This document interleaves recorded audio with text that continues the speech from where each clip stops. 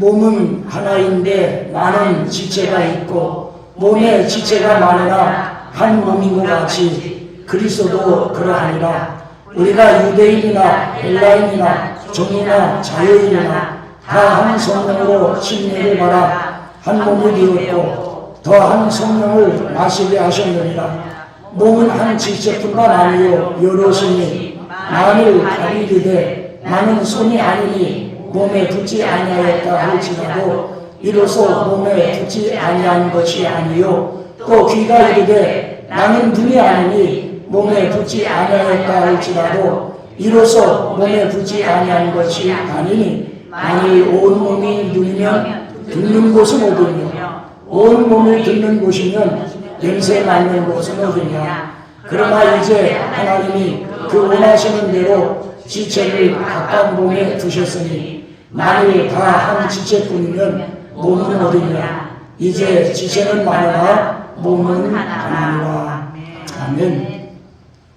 우리가 지난주에는 제3의 교회라고 하는 제목을 가지고 안디옥 교회가 예루살렘 교회의 뒤를 잇는 교회가 되었던 것처럼 우리 페닉침례 교회는 안디옥 교회를 그 뒤를 잇는 제3의 교회가 되어야 한다 하는 말씀을 상고하면서 함께 은혜를 나누었습니다. 잘 아시는 것처럼 이 교회라고 하는 헬라어 에클라시아는 바로 전치사 에크라고 하는 뭐뭐로부터라고 하는 에크와 칼레오 하나님께서 부르시다라고 하는 칼레오의 합성으로서 그 의미는 그렇습니다. 불러 모아진 물이라고 하는 뜻이지만은 이 세상에서 하나님의 백성으로 불러 모아진 무리, 공동체, 그것이 바로 교회인 것입니다. 그러니까 이 교회는 어떻게 보면 예수님께서 자기 자신의 육체를 십자가에 못 박아 죽이셨다가 다시 살아나심으로 말미암아 만들어진 또 다른 몸, 영적인 유기체라고 볼 수 있습니다. 그렇기 때문에 이 교회라고 하는 공동체는 대단히 중요한 것입니다. 우리가 매주에 한 번씩 와서 예배드리는 이 장소, 이게 교회가 아니에요. 바로 이 모임 자체가 교회인데 오늘 우리는 이 모임에 대한 주님의 이름으로 모여진 이 모임과 공동체에 대해서 새로운 생각, 새로운 결의, 새로운 이해가 또 새로운 관심과 새로운 사랑이 필요합니다. 왜냐하면 조금 전에 말씀드렸던 것처럼 주님의 십자가와 부활로 만들어 놓은 주님의 또 다른 몸이기 때문에 바로 본문에서는 그것에 대해서 설명해 주고 있습니다. 바로 사도 바울은 27절에 보면 너희는 그리스도의 몸이요 지체의 각 부분이라 이렇게 설명하고 있습니다. 그러니까 저나 여러분 이 모임은 그리스도의 몸이라고 하는 겁니다. 그래서 이 시간 그리스도의 몸 작은 제목으로서는 건강한 교회라고 하는 제목을 가지고 정말 우리 베네침례 교회는 제3의 교회가 되기 위해서 우리가 어떻게 노력하며 또 어떤 방향으로 우리가 끌고 가야 될지 또 우리가 모일 때 우리는 어떻게 해야 되는지 나로 말미암아 이루어지는 교회 그리고 교회 안에서의 나 어떤 존재인지 어떤 관계인지 우리가 함께 살펴보면서 은혜를 나누도록 하겠습니다. 첫째로 그리스도의 몸은 즉 교회는 성령으로 말미암아 이루어졌다고 하는 겁니다. 이건 대단히 중요합니다. 오늘 본 말씀 13절 같이 한번 읽어봅니다. 시작. 우리가 유대인이나 헬라인이나 종이나 자유인이나 다 한 성령으로 침례를 받아 한 몸이 되었고 또 다 한 성령을 마시게 하셨느니라. 아멘. 여기서 침례라고 하는 것은 영어로 우리 베프티즘이라고 하죠. 이 베프티즘이라고 하는 영어는 이제 밥티조라고 하는 헬라어에서 파생된 단어입니다.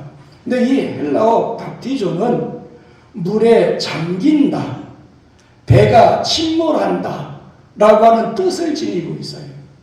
그러니까 이 침례라고 하는 것은 물속에 잠기는 것을 의미합니다.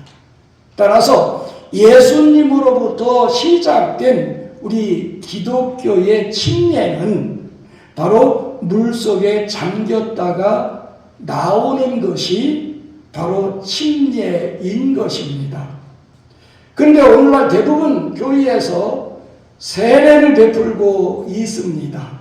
그러나 주님이 세우신 교회, 주님에 의해서 시작된 교회의 의식은 침수, 침례인데 물속에 들어갔다 나오는 것인데, 바로 로마 제국이 기독교를 국교화하면서 국가교회로 만들면서, 그러니까 국가교회는 뭡니까? 전 시민, 전 국민이 교인이 되어져야 되는 겁니다.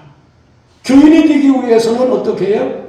그들이 침례를 받아야만 합니다. 그래야 국가교회의 멤버가 될 수 있기 때문에, 또 나중에 교리적으로 변질되면서 침례는 그들에게 있어서 구원의 조건에 해당되는 의식 중에 하나로 전락돼 버렸습니다.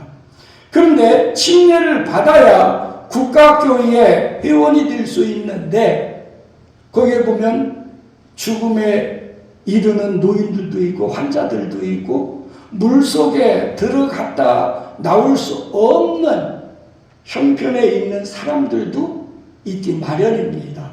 그래서 그런 사람들에게까지 침례를 주기 위해서 만들어낸 것이 바로 세례입니다. 물을 뿌리는 거예요. 물론 역사적으로 보면 물을 갖다 머리에 분 적도 있어요. 이걸 관수례라고 합니다. 그러나 이제 물이 귀하고, 그리고 이제 어찌됐든지 침례 받기에 불편한 그런 사람들이 있기 때문에 그런 사람들을 국가교회로 흡수시키기 위해서 만든 것이 세례인데, 성경에 보면 세례라고 쓰여진 단어는 한 군데도 없어요. 그러면 여러분들이 가지고 있는 성경에 왜 세례로 번역되어 있느냐? 우리 제한 선교사들로 인해서 구성된 이 성경 번역위원회가 있었습니다. 그 중에 부위원장을 맡았던 사람 중에 하나가 바로 말콤 페닉 선교사입니다. 그는 한국에 가면서 이제 이 여러 가지 그 성경을 한글로 번역해서, 우리가 쪽복음이라고 하는 소리 들어보셨죠? 뭐 마가복음이라든지 마태복음, 요한복음, 그걸 단편적으로 번역한 것을 쪽복음이라고 하는데, 그 쪽복음을 번역한 그 공로가 인정돼서 바로 이제 성경 번역위원회 부위원장으로 이제 선출이 됐습니다. 근데 이 성경을 번역하는 과정 속에서 바로 이 페닉 선교사는 신약 성서적인 신앙을 가지고 있었습니다. 즉 침례교인이었어요. 그래서 성경을 번역하는 과정 속에서 이 세례나 침례나 이 문구에 있어서 부딪히게 된 겁니다. 페닉 선교사는 침례로 표기하자, 아니면 원어적으로 베프티스트라든지 밥티조라든지 원어적으로 사용하도록 하자 주장을 했는데, 그 당시에 감리교나 장로교 선교사들이 숫자적으로도 많았습니다. 그리고 한문 성경이라든지 영어 성경을 가지고 한글로 번역하다 보니까 그때 우리 한국 문화는 한자 문화였습니다. 그래서 한자의 의미를 되새겨서 번역한 것이 바로 세례입니다. 그런데 전 세계적으로 번역된 성경 가운데서 세례로 번역한 성경은 하나도 없어요. 그러니까 여러분들이 가지고 있는 성경은 세계적으로 유일한 겁니다. 그러나 성경하고는 거리가 멀다고 하는 사실을 기억하시기 바랍니다. 어찌됐든지 이 침례는 물속에 잠겼다가 나오는 것, 의미 자체가 달라요. 세례라고 하는 것은 우리가 예수 믿고 죄 씻음 받은 표시로서 받는 것이 세례예요. 세례의 의미는 죄 씻음의 그 표시 의미입니다. 그러나 침례라고 하는 것은 물속에 들어가는 것은 내가 그리스도와 함께 죽는 것이다. 물속에 순간적으로 잠겨있는 것은 그리스도와 함께 장사 진행받은 것이다. 그 다음에 물에서 올라오는 것은 그리스도 안에서 내가 새로운 사람으로 하나님의 자녀로 새롭게 태어나는 것이다 라고 하는 의미를 내포하는 것이 바로 침례입니다. 근데 어찌됐든지 오늘 본 말씀을 보면 성령으로 침례를 받아 한 몸이 됐다고 그랬어요. 그렇다면 성령의 침례는 무엇이냐? 여러분 한번 질문해 봅니다. 여러분 성령 침례 받으셨습니까? 네. 받으신 분 한번 손 들어보세요. 예. 받았는지 안 받았는지 난 분간이 안 된다. 예, 말씀을 듣고 나면 내가 받았구나. 이미 받았구나. 아마 이해가 되실 거예요. 이 성령 침례에 대해서 주장하는 교리들이 다르고 또 이제 사람마다 다르게 이야기하기 때문에 이 성령 침례 받았는지 안 받았는지 여러분들이 확신하기가 힘든데 저는 성경을 말씀하고 있습니다. 어떤 학설을 말씀드리고 있는 것이 아니에요. 성경에서 말씀하고 있는 침례는 그렇습니다. 사도행전 1장 4절에서 5절까지 한번 읽어봅니다. 시작. 예루살렘을 떠나지 말고 내게서 들은 바 아버지께서 약속하신 것을 기다리라.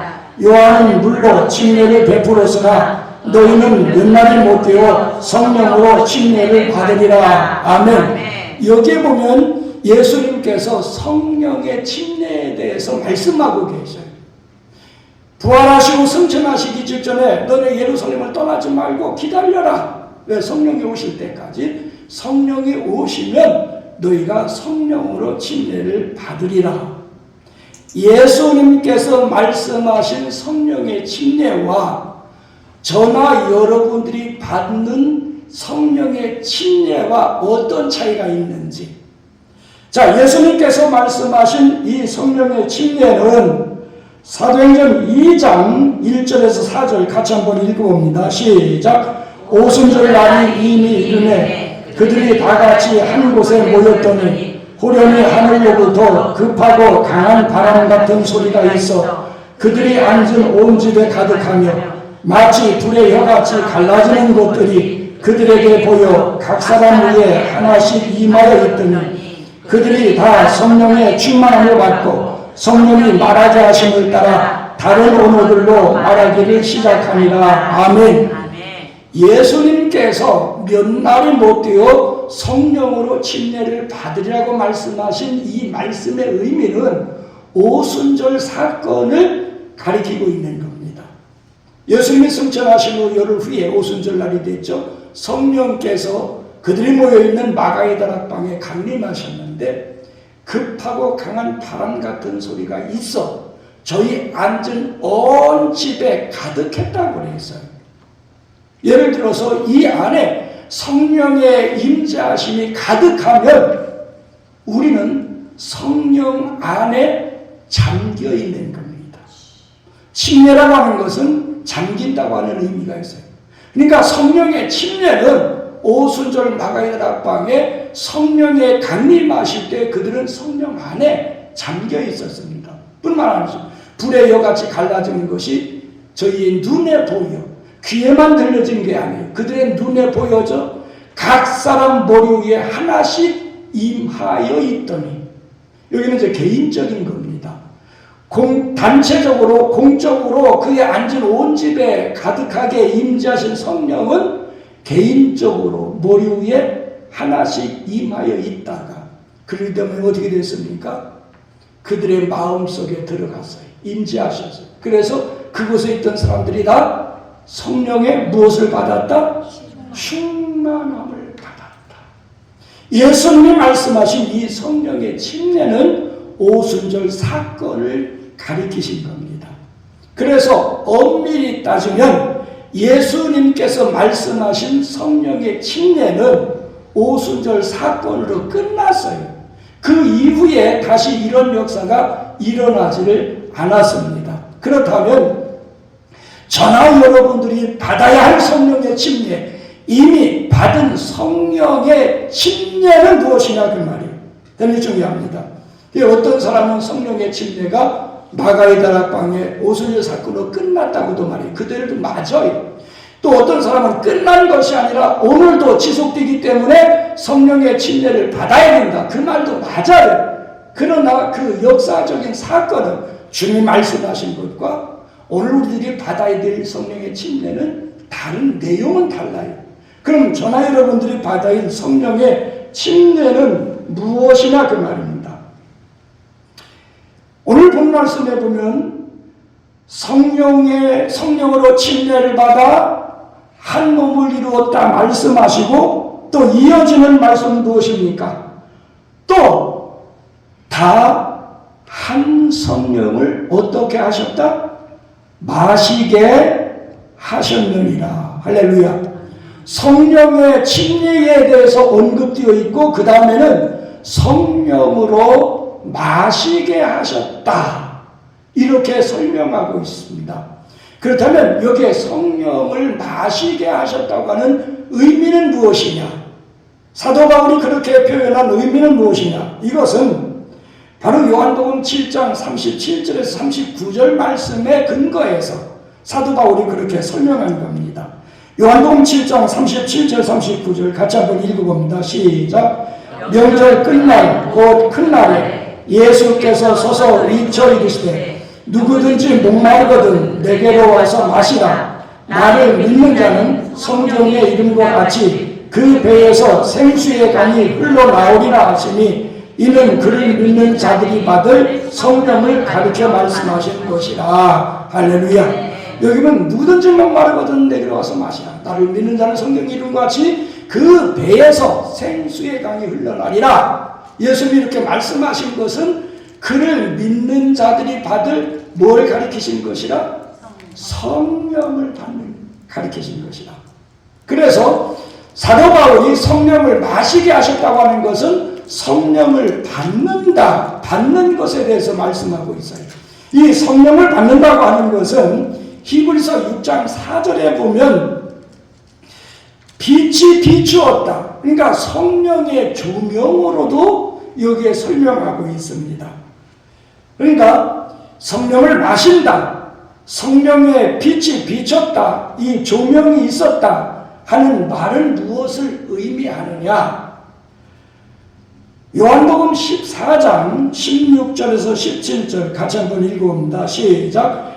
내가 아버지께 구하겠으니 그가 또 나를 보혜사 달보리스 너희에게 주사 영원토록 너희와 함께 있게 하리니 그는 진리의 영이라. 세상은 능히 그를 받지 못하나니 이는 그를 보지도 못하고 알지도 못하니라. 그러나 너희는 그를 아나니 그는 너희와 함께 거하시며 또 너희 속에 계시겠습니다. 아멘. 이건 예수님이 십자가에 못 박히시기 전에 하신 말씀이에요. 그러니까 내가 하나님께 구하겠다. 또 달리 보면 내가 너희를 떠나가는 게 너희를 위해 유익하다. 그러니까 예수님은 십자가 부활 후에 승천하실 것을 알고 계셨기 때문에 제자들에게 이렇게 말씀하신 겁니다. 그러면서 바로 내가 아버지께 구해서 너희에게 또 다른 보혜사, 예수님이 말씀이 육신되어 이 땅에 오신 것은 보혜사로서 오셨어요. 돕는 자로서, 상담자로서, 헬퍼로서 오셨다는 거예요. 예수님이 하늘나라로 가시면서 내게 또 다른 보혜사를 너에게 보내도록 하나님께 구하겠다 그 말이에요. 근데 그 보혜사는 누굽니까? 성령이에요. 성령이 오시면 너희와 함께 있겠다. 세상 사람들은 그걸 알지 못하지만 너희들은 알 것이다. 왜? 성령께서 너희와 함께 거하시고 너희 속에 우리 안에 계실 것이기 때문이다. 예수님 말씀입니다. 요한계시록 3장 20절에 보면 같이 한번 읽어봅니다. 시작. 볼지어다 내가 문 밖에 서서 두드리노니 누구든지 내 음성을 듣고 문을 열면 내가 그에게로 들어가 그로 더불어 먹고 그는 나와 더불어 먹으리라. 아멘. 이 말씀의 의미는 무엇이냐? 우리가 예수를 믿는다고 하는 것, 지난번에 공부했습니다. 예수를 믿는다고 하는 것은 예수님을 나의 하나님으로, 나의 구원자로, 나의 주인으로 믿고 그분을 내 마음속에, 내 존재 가운데, 내 삶 속에 모셔드리는 것, 영접하는 것이 예수를 믿는 것이라고 그랬어요. 따라서 예수 그리스도를 믿고 내 마음속에 영접할 때 우리가 성경에는 삼위일체 하나님에 대해서 여러 군데 말씀하고 있어요. 성부 하나님, 지금 하나님 보좌 우편에 앉아 계십니다. 그 다음에 말씀이 육신되어 이 땅에 오셔서 우리 죄를 대속하시고 죽으셨다 3일 만에 부활하셔서 40일 후에 하늘나라로 승귀하셨는데 그 성자 예수님은 하나님 보좌 우편에 계십니다. 그렇다면 우리가 예수님을 내 마음속에 영접할 때 우리 안에 들어오시는 분, 요한계시록 3장 20절 말씀처럼 우리가 영접할 때 우리 안에 들어오셔서 예수님이 보내시겠다고 하는 보혜사처럼 우리 안에 거하시는, 나와 함께 계시는 그분은 누구냐? 성령 하나님이에요. 그러면 우리가 예수를 영접할 때 우리 안에 들어오시는 성령님께서 어떤 일을 하시느냐? 성령이 우리 안에 들어오셔서 우리 죄를 회개시키시죠.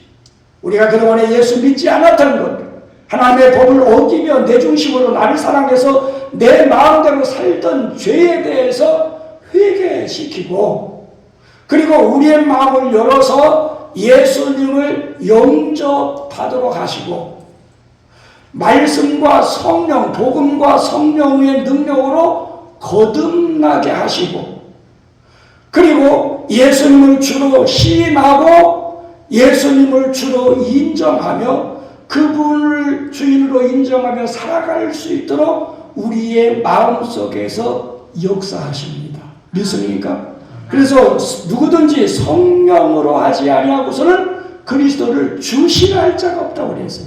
그러니까 성령의 역사가 아니면 죄를 회개할 수 없고, 우리가 예수님을 구주와 주로 영접할 수 없고, 우리가 하나님의 자녀로 거듭날 수 없고, 내가 예수 믿고 구원받았다고 하는 확신을 가질 수가 없는 겁니다. 따라서 성령께서 내 안에 찾아오셔서 하나님의 사랑과 은혜죠, 내 죄를 회개시키시고 예수 그리스도를 영접케 하시고 하나님의 자녀로 거듭나게 하시고 하나님의 자녀의 확신을 갖고 하늘나라에 갈 때까지 우리와 함께 계신다고 하는 그 성령의 인치심의 역사가 바로 성령의 침례입니다. 우리가 받아야 될 성령의 침례는 우리 안에서 이루어지는 성령의 그 역사, 동일시적인 한순간에 이루어진, 우리가 예수 믿을 때 이루어지는 성령의 역사, 그것이 바로 성령의 침례인 겁니다. 따라서 내가 성령의 침례를 받았나 안 받았나, 거기에 대한 확신은 내가 예수님이 나의 하나님으로, 나의 구원자로, 나의 주인으로 지금 내 마음속에서 믿어지는지 안 믿어지는지, 믿어지는 확신이 내가 아무리 부인하고 아무리 안 믿으려고 애쓴다 할지라도 믿어지는데 어떻게 안 믿습니까? 그 믿어지는 믿음이 있으면 그 성령의 침례를 받은 겁니다. 그런데 오순절 마가이 다락방에 있었던 그 성령의 침례를 주장하는 사람은 그때 있었던 사건들처럼 우리에게 어떤 불같이 뜨거움의 역사나 아니면 부들부들 떨거나 아니면 입신에 들어가거나 어떤 이상한 신비스러운 사건의 경험이 있어야 그게 바로 성령의 침례라고 주장하는 사람들이 있어요. 이건 잘못된 겁니다. 하나님은 인격적인 분이시기 때문에 그런 경험이 없다 할지라도 여러분들의 죄를 회개하고 예수 그리스도를 구주와 주로 영접했으면, 지금도 예수님이 나의 구주와 주로 믿어진다면 이미 여러분들은 성령의 침례를 받으셨습니다. 따라서 성령의 침례를 받음으로 한 몸이 되었다고 하는 것은 교회를 이루는 구성원 한 사람 한 사람이 말씀과 성령으로 거듭나고 성령 받은 사람이라야 한 몸이 이루어진다. 그 성령 안에서 우리는 한 몸이 되었다고 하는 사실을 오늘 본 말씀에서 설명하고 있는 겁니다.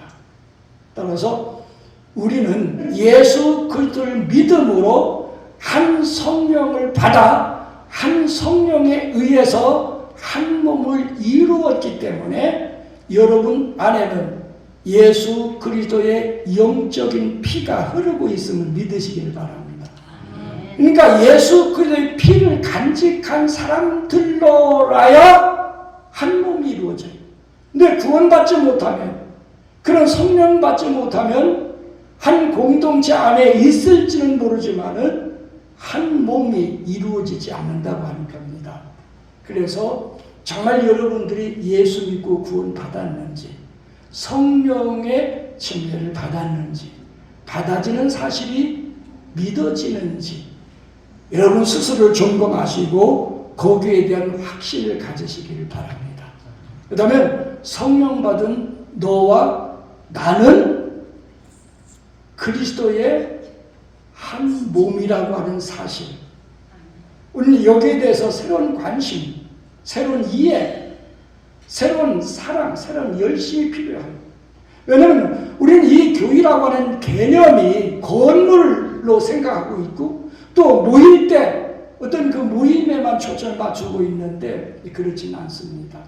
우리 펠릭침례 교회는 그런 초보적인 신앙을 이제는 뛰어넘어서 내가 교회고 내가 교회라고 하는 그리스도의 몸으로서의 교회, 그러니까 제3의 교회는 그리스도의 몸으로서의 교회입니다.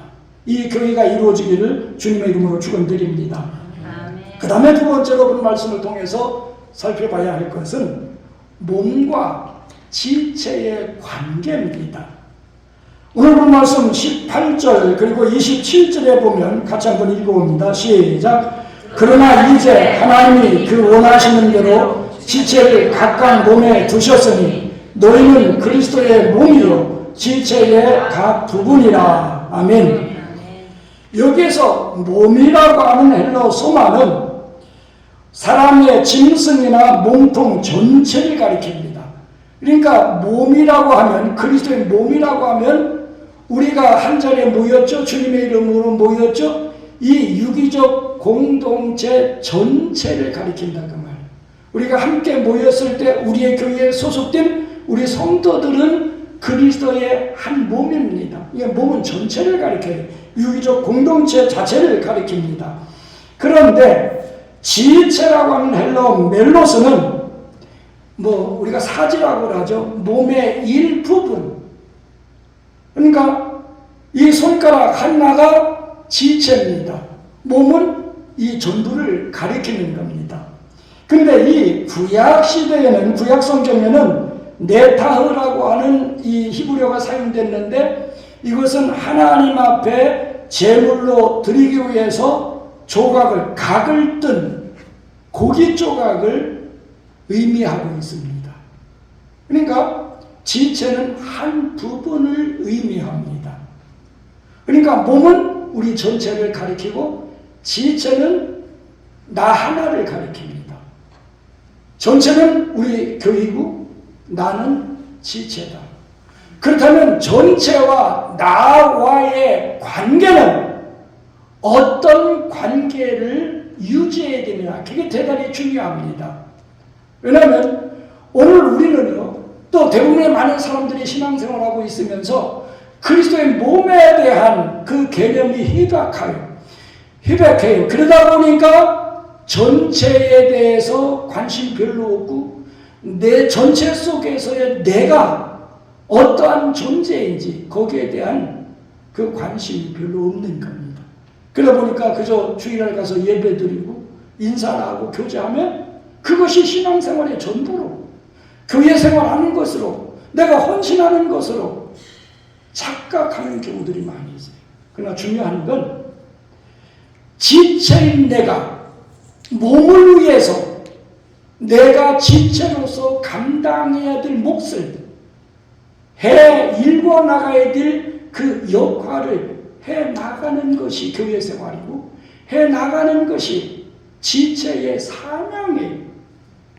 그것이 전체 속에 나로서의 존재감입니다. 그렇기 때문에 바로 이 몸과 지체의 관계는 절대적인 연결성이 있어요. 즉 그렇기 때문에 우리가 소속감을 가져야 된다 그 말입니다. 오늘 본 말씀 15절 16절 같이 한번 읽어봅니다. 시작. 만일 발이 이르되 나는 손이 아니니 몸에 붙어있지 아니하였다 할지라도 이로써 몸에 붙지 아니한 것이 아니요 또 이르되 나는 눈이 아니니 몸에 붙지 아니하였다 할지라도 이로써 몸에 붙지 아니한 것이 아니니라고 기록되어 있습니다. 그러니까 지체가 몸이 좀 불편하고 몸이 마음에 안 든다고 이 손가락이 나 네게 소속되어 있잖아. 나 너한테 붙어 있지 않을래. 그러니까 교회가 작다고 교회가 내 마음에 안 든다고 또 교인들 가운데 내 마음에 안 든다고 그저 적당히 교회 가서 예배만 참석하고 내 신앙 내가 지키면 되지. 그게 아니라고 하는 겁니다. 그게 아니라는 거예요. 왜냐하면 지체는 몸에 붙어 있을 때 생명을 공급받고 생명력이 유지되는 겁니다. 여러분 손가락이 몸에 마음에 안 들려고 잘라내 버리십시오. 잘라지는 순간에 생명력은 끊어져 버려요. 생명력이 끊어져 버리면 얼마 되지 않아요. 썩어 버립니다. 그게 몸과 지체의 관계입니다. 내가 페닉침례교회 교회 이름입니다. 그 이름으로 우리는 주님을 중심으로 함께 모여서 이게 전체입니다. 그러면 나는 그곳에 소속되어 있는 그 몸의 일부분이다. 나는 페닉침례교회에 소속되어 있다. 나는 그리스도에게 소속되어 있다. 나는 이 공동체 전체에 소속되어 있다. 연결되어져 있다. 라고 하는 그 믿음, 그 사랑, 그 관심을 우리 속에 가지고 있어야 되는 겁니다. 뿐만 아니라요. 요한복음 15장 4절에 보면 주님이 그렇게 말씀하셨습니다. 내 안에 거하라. 나도 너희 안에 거하리라. 가지가 포도나무에 붙어있지 아니하면 스스로 열매를 맺을 수 없음같이 너희도 내 안에 있지 아니하면 그러하리라. 그러니까 주님을 떠나서 우리 아무것도 할 수 없어요. 그러니까 요즘에는 무교회주의자들이 많이 있어요. 또 팬데믹 때문에 교회 안 나가도 별 불편함이 없어요. 왜? 집에서 인터넷 예배를 드리기 때문에. 그건 아니라고 하는 겁니다. 본 말씀 속에서. 공동체 속에서는 온 몸에 붙어있지 않는다고 해서 관심 갖지 않는다고 해서 내가 떨어져 나간다고 해서 떨어져 나갈 수가 없다고 하는 거예요. 그게 몸과 지체의 관계입니다. 떨어져 나가서는 생명력을 유지할 수 없다고 하는 거예요. 신앙생활 할 수 없다고 하는 얘기입니다. 그 믿음이 온전하지 못하다고 하는 얘기죠. 그래서 우리가 교회 생활할 때 그리스도의 몸으로서 우리 공동체에 관한 새로운 관심 속에서 나와 관계를 이제 점검하며 우리는 새롭게 이 관계를 이어가야 됩니다. 뿐만 아니라 중요한 것은 지체는 다 똑같지 않다고 하는 겁니다. 본말씀 17절 19절 같이 한번 읽어봅니다. 시작. 만일 온 몸이 눈이면 듣는 곳은 어디냐? 온 몸이 듣는 곳이면 냄새 맡는 곳은 어디냐? 그러나 이제 하나님이 그 원하시는 대로 지체를 각각 몸에 두셨으니 만일 다 한 지체뿐이면 몸은 어디냐? 그 다음에 29절에서 30절 같이 읽어봅니다. 다 사도이겠느냐? 다 선지자이겠느냐? 다 교사이겠느냐? 다 능력을 행하는 자이겠느냐? 다 병 고치는 은사를 가진 자이겠느냐? 다 방언을 말하는 자이겠느냐? 다 통역하는 자이겠느냐? 아멘. 여기 보면 다 똑같은 게 아니라 그 말이에요. 어떤 교단에서는 방언하지 못하면 성령 받지 못한 거라고 말하고 주장하는 사람이 있어요. 왜? 그게 사도행전 2장의 근거를 두기 때문에. 저희 무리가 다 성령으로 충만하여 다른 방언으로, 개역성경에는 다른 방언으로 번역되어 있지만은 개역개정은 다른 언어들로 말하기를 시작했다고 그랬어요. 오순절 마가의 다락방에 성령 충만함으로 말했던 것은 은사로서의 방언이 아니에요. 그건 랭귀지, 다른 언어들이에요. 따라서 방언, 다 방언하는 자에게 있느냐 그 말은 교회 안에는 성령을 받아서도 방언 못하는 사람도 있다고 말이에요. 다 사도겠느냐 선지자겠느냐 아니에요. 자 봅시다. 우리 몸이 전부 보는 것이면 눈이 그냥 전부 온몸이 눈만 달려있으면 어떻게 되겠어요? 어디로 먹고 어디로 듣고 그건 있을 수가 없는 거예요. 따라서 교회는요, 우리 그리스도의 몸은 그렇습니다. 나와 성격이 다르다고 해서, 가진 은사가 달라고 해서, 섬기는 형태가 다르다고 해서 틀린 것이 아니에요. 나와 다를 뿐이지. 생각이 다르고 신앙이 다르고 섬기는 방법이 다르고 다를 뿐이지 나와 다르다고 틀린 것이 아니에요. 다른 것과 틀린 건 틀립니다. 그렇죠? 틀린 것이에요. 그렇기 때문에 우리는 상대방의 은사나 믿음이나 개성이나 인격이나 생활이나 사업이나 모든 것을 그대로 인정해 줘야 됩니다. 지난번에도 말씀을 드렸습니다. 하나님이 주시는 것은 성도 하나님은 재능을 주시고 성자 예수님은 교회 안에서 직분을 주시고 성령 하나님은 우리에게 은사를 주신다고 그래서 이건 하나님이 자신의 뜻에 따라 필요에 의해서 세우시는 거예요. 그러니까 나는 왜 목사로 안 세웠냐고 불평할 수가 없어요. 왜 나는 장로가 못 되냐고 원망할 수가 없다고 말이에요. 왜 나는 평생 동안 신앙생활에도 집사로 있냐고 그걸 원망할 수 없다고 말이에요. 왜? 주님이 필요에 의해서 세우시는 직분이기 때문에. 그러니까 거기에 대해서 오늘 우리는 개체성을 인정해야 된다. 그러니까 서로가 다르지만은 틀린 것이 아니기 때문에 그것을 인정해주고 그 사람이 그 개성을 어떤 면에서 그 사람의 재능과 그 사람의 직분과 그 사람의 은사를 잘 활용할 수 있도록 내가 도와야 되는 겁니다. 여러분 지난번 언젠가도 말씀드린 바 있습니다만 제가 40일 금식 기도하는 가운데 이제 거의 다 끝나갈 쯤 되니까 영양분이 부족해서 그랬던 것 같아요. 앞에 사물이 둘러 보이는 겁니다. 설교하는 사람이 둘러 보이고 금식 끝나고 집에서 보호식 하는데도 둘러 보이다 운전을 해가지고 성도들이 사준 새 차를 그냥 전주에 박아버렸어요. 둘러 보이니까 어떤 게 사실인지 그게 분간이 안 됐다는 거예요. 나중에 영양을 회복하고 보니까 이제 하나로 정상적으로 보입니다. 만약에 눈이 한쪽이 시력이 나빠지면 온 몸이 불편한 거예요. 그처럼. 마찬가지입니다. 이 지체는 개체성이 있고 역할과 사명이 다르기 때문에 상대방이 맡은 직분과 그 은사와 재능에 따라서 최대 한내 발휘할 때, 능력을 발휘할 때 공동체가 살고 그 속에서 내가 성장할 수 있는 겁니다. 그게 몸과 지체의 관계인 겁니다. 뿐만 아니라 그렇기 때문에 누구든지 서로가 소중한 거예요. 그러니까 서로 귀하게 여겨야 돼요. 소중하게 생각해야 돼요. 우리 고린도전서 12장 21절입니다. 같이 한번 읽어봅니다.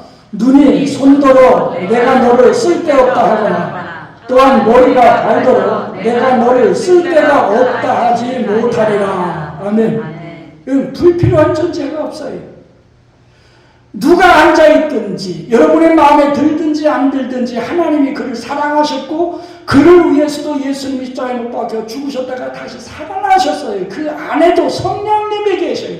내 안에 계신 성령님이 그 안에 계시고 나를 사랑하신 하나님이 그를 사랑하고 계시고 내 죄를 대속하신 주님이 그 죄도 대속해 주셨어요. 아멘. 그렇기 때문에 누구보다 소중한 겁니다. 그래서 우리는 성도들 서로가 너 불필요해, 너 가치 없어, 너 나 못마땅해, 그런 생각을 우리는 생각조차 가져서는 안 되는 겁니다. 우리는 지체로서 지체를 이처럼 소중히 여기는 우리 편익침례교회가 되어지길 주님의 이름으로 축원드립니다. 그 다음에 세 번째로 본 말씀을 통해서 얻을 수 있는 교훈은 각 지체는 서로 보완하도록 되어져 있다고 하는 겁니다. 상호 보완 관계입니다. 고린도전서 12장 24절에서 25절 같이 한번 읽어봅니다. 시작. 오직 하나님이 몸을 고르게 하여 부족한 지체에게 귀중함을 더하사 몸 가운데서 분쟁이 없고 오직 여러 지체가 서로 같이 돌보게 하셨느니라. 아멘. 여기는 서로 같이 무엇하게 하셨다? 돌보게 하셨다고 하는 겁니다. 여기서 돌보게 하셨다고 하는 헬라어 메림나우는 어떤 사람이나 사물을 보호하고 케어하는 것, 영어로는 케어한다고 하죠. 이 케어하는 걸로 의미합니다. 그러니까 지체와 지체의 관계는 서로가 케어하는 거예요. 서로 돌보는 거예요. 서로 돕는 거예요. 서로 세워주는 관계다 그 말입니다. 그러니까 경쟁의 관계도 아니에요. 시기와 질투의 관계도 아닙니다.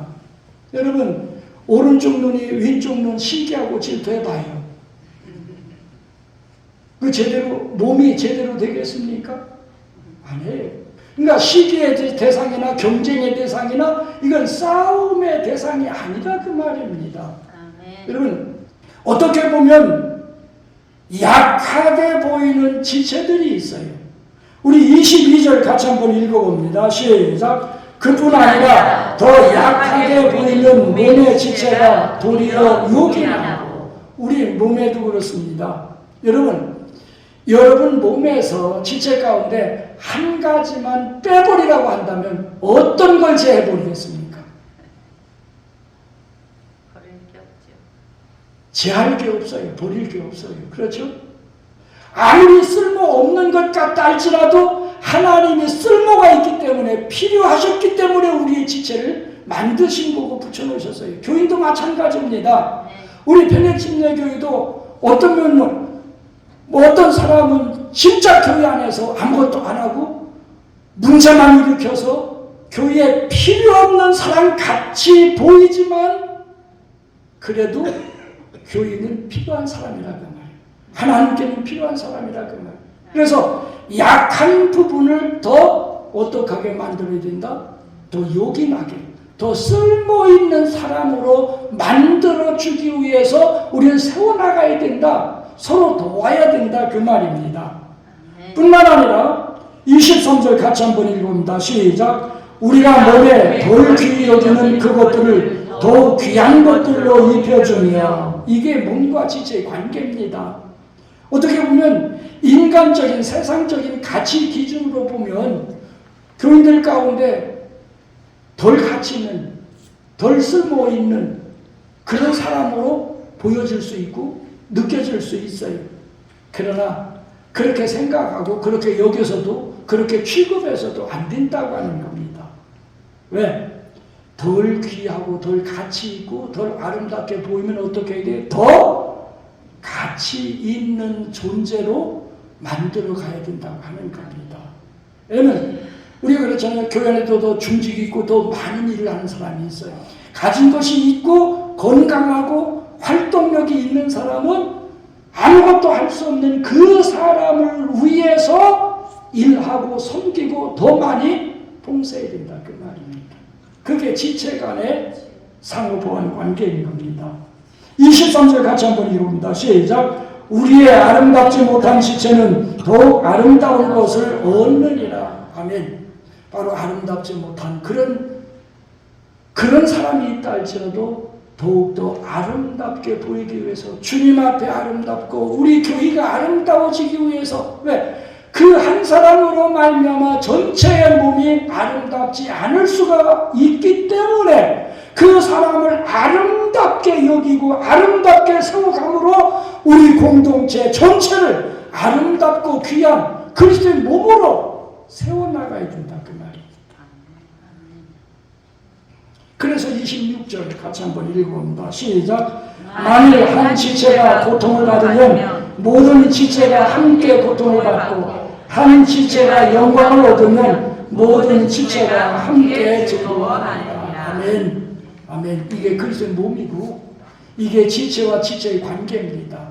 그러니까 동고동락해야 돼요. 한 사람이 아픔이 있으면 우리 전 교인이 아파할 수 있어야 돼요. 한 가정이 고통을 당하고 있으면 그 고통을 우리가 함께 느낄 수 있어요. 그래서 그를 사랑하고 그를 위해서 기도하고 그 고통이 물러가도록 우리가 도와야 된다. 결론적으로 말씀을 드립니다. 예수님이 내 교회, 이 반석 위에 내 교회를 세우시겠다. 창립기념 예배 때 말씀을 드린 바 있습니다만 주님의 십자가 부활로 자신의 또 다른 몸인 교회를 세우셨어요. 그것이 우리 베릭심리의 교회고 이제 우리는 베릭심리가 제3의 교회로 거듭나기 위해서 그리스도의 몸이 되기 위해서 이제 몸과 지체의 관계 속에서 지체와 지체의 관계 속에서 우리는 관계를 다시 한번 점검하며 정립해야 될 필요성이 있습니다. 교회 그리스도의 몸이고 우리 전체가 그리스도의 몸입니다. 그 속에 있는 나 지체의 각 부분입니다. 그렇다면 나 혼자 온몸을 이루냐? 그것도 아니에요. 그러면 나 혼자 교회를 떠나서 생명력이 유지되냐? 그것도 아니에요. 그렇다면 건강한 몸이 되기 위해서 제3의 교회가 되기 위해서 그리스도의 몸을 온전히 이루기 위해서는 지체와 지체의 관계가 소중하다고 하는 겁니다. 그 관계는 성령에 의해서 이루어집니다. 그리스도의 십자가의 사랑에 의해서 이루어집니다. 하나님이 주시는 은혜에 의해서 가능해지는 겁니다. 따라서 성령으로 주여 그리스도의 사랑으로 뜨거워지고 하나님의 은혜로 충만해져서 이제부터 지체와 지체의 관계를 새롭게 형성해 나가시고 나와 공동체 관계를 정립하시고 그래서 각 지체의 분량대로 역사해서 우리 베릭심리의 교회 주님이 보실 때 기뻐하시고 정말 주님이 사용하실 수 있는 이 시대 말에 이 지역사회에서 꼭 필요한 교회로 건강한 교회로 아름다운 교회로 능력 있는 교회로 세워나가시기를 주님의 이름으로 축원드립니다.